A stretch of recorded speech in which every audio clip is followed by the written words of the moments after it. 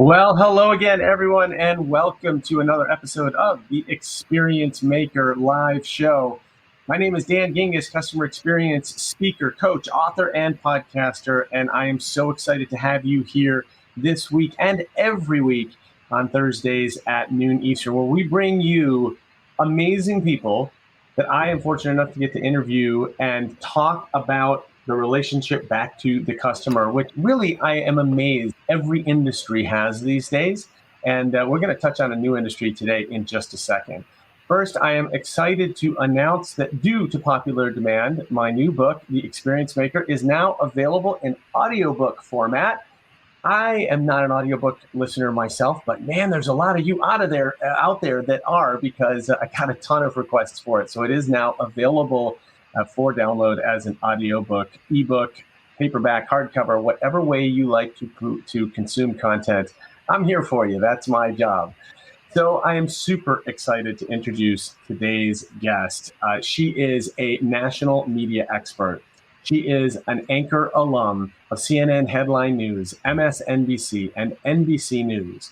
And she is also a personal friend of mine, which of course is obviously her top accolade, right? Let's welcome Lynn Smith to the show. How you doing, Lynn? Definitely number one on the resume. Dan, it's so good to be with you. And I am just so thrilled for your book. I've been enjoying it. It's been something that I know is going to help so many people. Well, thank you so much. And speaking of helping people, talk about what you're up to now since you have left the news industry. Well, actually, I'm learning things myself. This is the first time I've been in a customer service position where I now have clients that I'm servicing, and I'm so much more aware of deliverables and how I have to show up for the client in a certain way, because it's the number one priority for them is that they're getting what they want out of me. So I went from being on air as a TV news anchor for 15 years to starting my own company, Ryland Media, where I train people to be captivating, compelling on television by tapping into what makes them really unique. It's not just here's how you be good on TV. It's how do you take something that's really unique about yourself and then turn it into something that makes for really good TV, so you're invited back time and time again for media appearances when you're a really good expert. And full disclosure, I have been working with Lynn on some of these very things, and you are so good at digging into my psyche to sort of pull out the things that might be interesting or unique. And one of the things that I've learned is that all of us have a unique quality, a unique experience, something in our background that nobody else has. And it's really just a matter of finding that thing or multiple things. One example that I know I shared with you is that somebody suggested to me that the About Dan page on my website was a little bit dull, that it was just talking about my professional background and it wasn't really sharing anything about me personally. And when I heard that piece of feedback, I remembered that as I was a resume reviewer and a hiring manager for many years in corporate America, that was the same advice that I gave people on their resume. Tell me something about you that has nothing to do with your job. And so I'm able to give feedback. I'm also able to take it. I went and redid my About Dan page, and it now has about 20 bullets or so of just random factoids about me. And what's so funny is the number of times that I start off a meeting with a new person that I haven't met, and they immediately refer to one of those 20 points because something hit them as being interesting. It may have nothing to do with customer experience. It might be that I used to be a bartender, and all of a sudden I find we're talking about making drinks. But it's a great way to establish that relationship. I think the same is true for brands as well. You have to identify what makes you different than everyone else out there in the services that you provide. And that helps customers to understand what it is that they're buying into. You know, they're not just going and getting something from a grocery store because it's that grocery store. It's because they know they're going to have a certain experience when they're there. That's the differentiator, I find. And so when I'm working with different people like you, who is one of my founding members of TV News Academy, I'm so happy to have the first graduate that I do an interview with, because we did mock interviews ourselves where I was asking you the questions. So we have our little role reversal that I'm enjoying very much. I am as well. And it occurred to me, this is the first time that I have gotten to interview somebody who is an interviewer by trade, who has spent their whole career interviewing other people. So how does it feel to be on the other side of it? It actually feels fantastic. And let me tell you why. I spent many years sort of trying to get the story out of people. That's the whole point of an interviewer. You're asking the questions to get the story out of people. And in this new career, it's really creating a story and it's creating an impact and a purpose. And that was really the driver around why I wanted to make a career change, which many people are doing. I actually was just a guest on Newsy, the streaming service, talking about the Great Resignation, because I think there are a lot of people right now that are just looking at their lives, their careers, and they're saying, is it enough? Am I making enough of an impact for this short time that we have? Because life is short, as we now have been thrown into realizing. And we all are reassessing whether or not we're really having purposeful work. And that's what's been really wonderful for me, is that I know that I am. So since we like to talk about customer experience stories here, of all of the stories that you covered in your news career, does anything stand out to you that was brand related or something related? I know you weren't necessarily a consumer reporter, but just having been around it, is there anything that stands out to you as a memorable story? I actually was a consumer reporter back in my days in Philadelphia. That was my first on-air job. I started as a producer at the Today Show, and I was given an opportunity to be an online correspondent for Today, and Philadelphia heard about me and they brought me down there, and they were insane to give me that job. But I was a consumer reporter for them. But one of the things that I did was report on the first iPhone that was sold. And I remember standing in that line at the Apple store and going in, and I was probably gosh, what was that, 2007, 2008? And I looked at it and I was like, this thing's never going to take off. This is too complicated. Look at all these things, these buttons. Give me my BlackBerry. But the experience of standing in that line, waiting for what was just, we had no idea, going to change our lives, they were able, and Apple has done an incredible job at doing that over and over again, creating that memorable experience of being a part of their product. And that was from the very beginning, in my very early days of reporting, that I noticed that. And then on the flip side, as a consumer reporter, as an anchor, I had people reaching out, constantly pitching me stories of companies that were failing them, and they felt the news was the last resort to try and get attention. When you get a phone call and it's like, I need to do this news story because I can't get anywhere with this company, but if they're all over the news, they're going to listen to me. That would happen over and over again. And it's just a reminder that if you aren't taking care of the situation before it spirals out of control, there can be a lot of damage done, not just by one customer, but by national media coverage. It's like I say that there's no such thing anymore as an offline experience, because at any moment we can take out our cameras, our phones, take a picture, take a video, share it to social media, send it to the traditional media, whatever it is. And now that experience that we thought was an offline experience has come online. The one that I always remember is the guy being dragged off the airplane because they were trying to replace him with, I think, an employee in his seat. And, it used to be that on airplanes, that was the epitome of an offline experience. We got to shut everything down, put on our headset, and just, kind of chill out. And now, even being on a plane is a completely online and interactive experience with Wi-Fi and all that. So it's a good lesson for companies to not only ask, what if somebody shared this experience? But instead, I always ask people to switch it around and say, how do we get people to share? In other words, how do we create the kind of experience that people want to share? So I love the iPhone example, because you're right that Apple has done an amazing job. And some of what I believe has contributed to that is something that I find to just be amazing, which is that anybody who has an iPhone can hold up their phone and it looks the same until you look at what is on their homepage, which is different for every single person on the planet. And that to me is mind blowing, that we could all have the same device, and yet every person has personalized it to exactly what they want, which I think is so cool. Lynn, switching gears a little bit, I'm interested to know, what do you think of what's going on in the media today and the role that the media is playing as these big issues pandemics and politics and other things have been really taking over. How do you feel? Are you happy to be out of the media? Does it, or what kind of feelings do you have when you watch today? I'll be brutally honest, and I think it's important to be. The reason that I got out of the media was it is a very tumultuous time for journalism. I'm a purist journalist, and this is not an accusation to any organization or any name in particular. It's just what I've seen as a whole in the blanket of the media atmosphere. Is I'm a purist journalist, where when I was in J school, that it was, if you give 30 seconds to this candidate, you give 30 seconds to the next candidate, and it's not really that difficult to follow.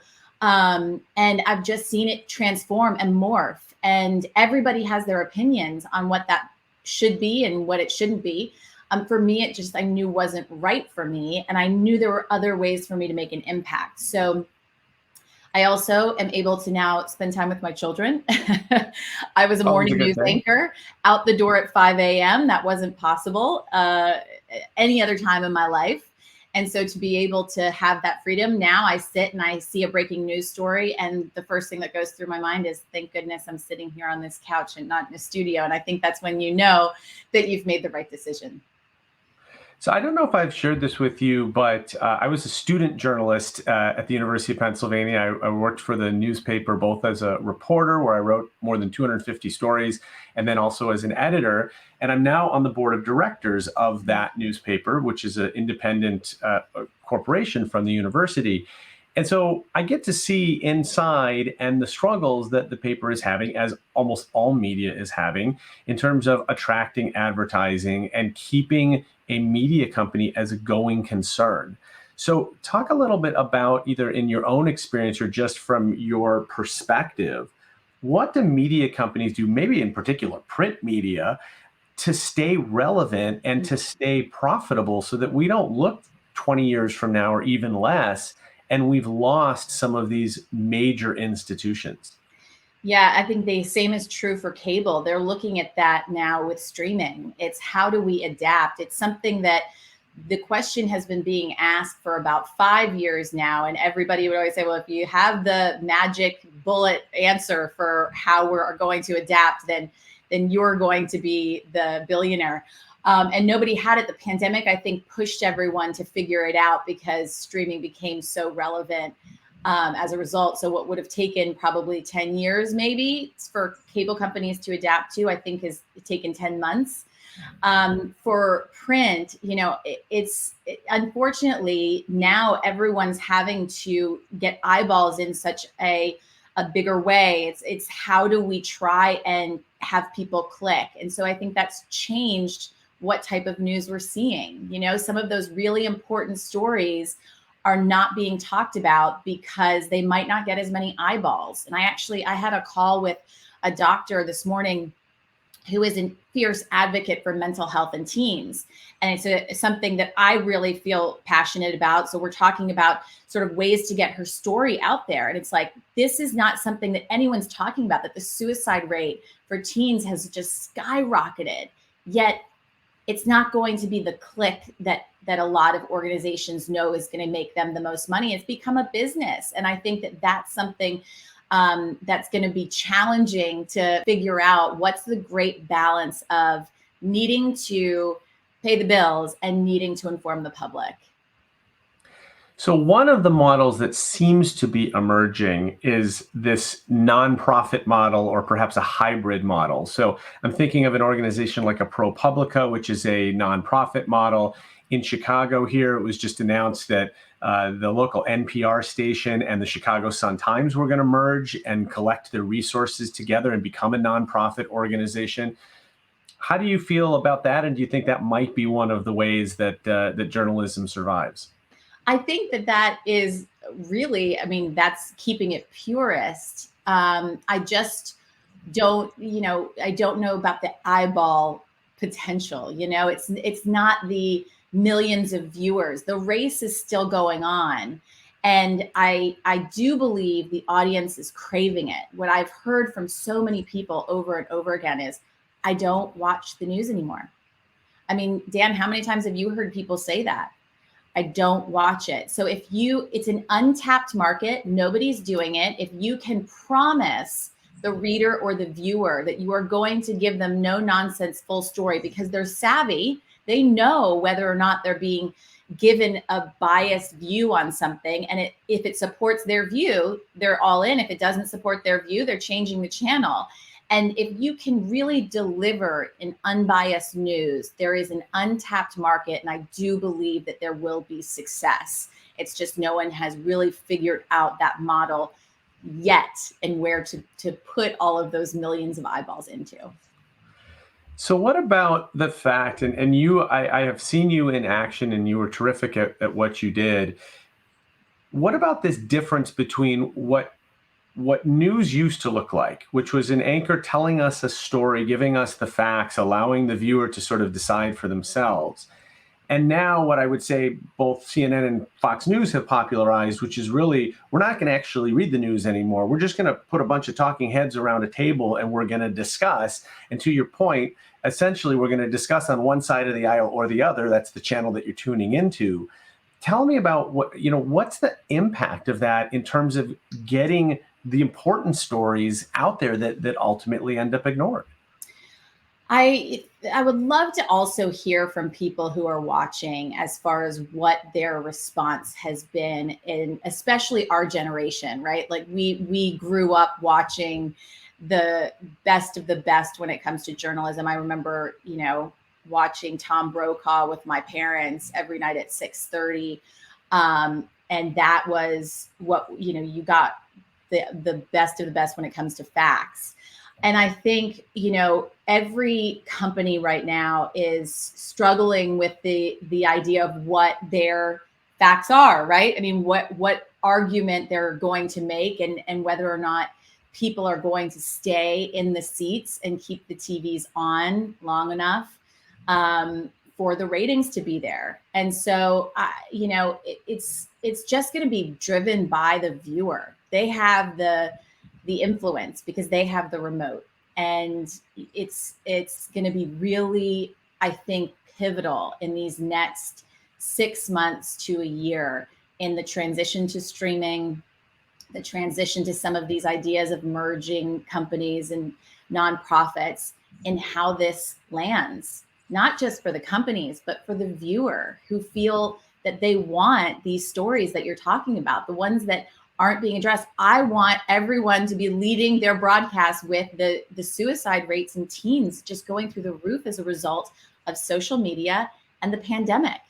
I have young kids. I don't want my boys to grow up and see this society that we've become when it comes to social media. This is the time to have some of this change. This Facebook whistleblower has completely transformed the way that we look at social media. This is a huge story. And there's no more important time than right now to be telling those stories in an unbiased way and sharing them to the viewers that desperately need them. Well, and I love your advice to people, which is support what it is that you want. You do control the remote or whatever other type of media you're consuming, right? I continue to want to support print journalism. And so I still get a newspaper every day. I know that makes me old, but I still really like it. Just like when I mentioned before that I have a new audiobook out. That's not how I consume books, because I want to hold them and feel them. And that's me. But the reason I still subscribe is I want to support it. And so I think that's something that we all as consumers of news can do, is whether you watch TV news or you listen to NPR on the radio or you read print news, is continue to support it because ultimately that's, I think, where journalism is going. I can tell you from the student journalism perspective, no question in my mind, the future model is actually going to be philanthropic. It's going to be alumni support of the student newspaper, because that newspaper completely changed my career and gave me skills that I've used every day of my career, even though I never went into journalism. I remember it as the main part of college. It was the vast part of my experience when I think back. And so it's something that I've wanted to support. And I think we can all do that for whatever our favorite media is. So in our last few minutes, Lynn, I don't want you to spill all of your secrets, but I want you to share with the audience a couple of tips for how to get the news media's attention if you feel like you do have an important story to tell. Yeah, Dan, you know well, I talk a lot about finding your news peg. When you're pitching organizations, and in my course, I have a pitch template that really gives you an idea of what is going to motivate a decision maker, an anchor, an executive producer, or a booker to open up your email. We get hundreds and hundreds and hundreds, if not tens of thousands, as I show you. I have 60,000 unread emails in my Apple iPhone. This is going to be an ad for Apple. And you have to be able to compel them to open up that pitch, that subject line, and it's your news peg. It's something that they're already going to be covering that day because it's a huge story. And then you sell them on why you are the best person to deliver that story, to be able to come on and give really good, valuable information that is valuable and visual, because television is a visual medium. So you want to explain to them why this is valuable information and then what are the visuals to support it. So that's just the number one thing that I find so many people forget. You know, they want to plug their book or they want to plug their company or their organization or whatever it is. And a news organization is just not going to be attracted to those kinds of stories. But if you give me a really incredible story that I want to cover regardless, and I need an expert voice on that, then you're going to get my attention. And that's the number one thing that you have to do. And if you actually sign up for a masterclass that I have, I talk about 4 shifts that you can take to reach 1 million viewers. These are 4 simple shifts in finding that news peg, and then my 3 others. And you can go to my website, lynnsmithtv.com, to find that. I was just going to ask you, how do people get in touch with you? So thank you for that segue. Yeah. So lynnsmithtv.com. I know you're at Lynn Smith TV on Twitter. You are also active on LinkedIn. Anywhere else that you want people to find you? Yeah, I have a podcast, All Good Things, that has been, which Dan has been a guest on, talking about his book. It has been a place where we try and educate and inspire and move people in a positive direction. That's another part of this work that I have been focused on in my second career. And you know what? I love that. That's something that we share in common. As I decided to focus on customer experience, I've really focused on the positive and how to create positive experiences. Because man, there's enough negativity out there. We don't need more people talking about it. So I love the focus on positivity. Lynn, you are one of the most positive people I know. Thank you so much for being here. I really appreciate you and I appreciate your time. And definitely, folks, go and give Lynn a follow. She is awesome. I learn all sorts of stuff from her posts, and I've taken her course, and it is incredibly valuable. So thank you, Lynn. I appreciate it. Thank you, Dan. And thank you for being here this week and every week. Next week, we are going to bring on another buddy of mine. And man, is this guy a character. His name is Sean Nason. And Sean is the CEO and Chief Experience Officer of Mophie, which is described as a human-obsessed boutique design firm passionate about reimagining experience ecosystems. And Sean is a terrific guy, really, really interesting. I guarantee you this is going to be a very fast-paced half an hour next week. So thank you so much again for being here. My name is Dan Gingiss. I am a customer experience speaker, coach, author, and podcaster, and your host of the Experience Maker Live Show. We'll see you next week at noon on Thursday. Have a great weekend.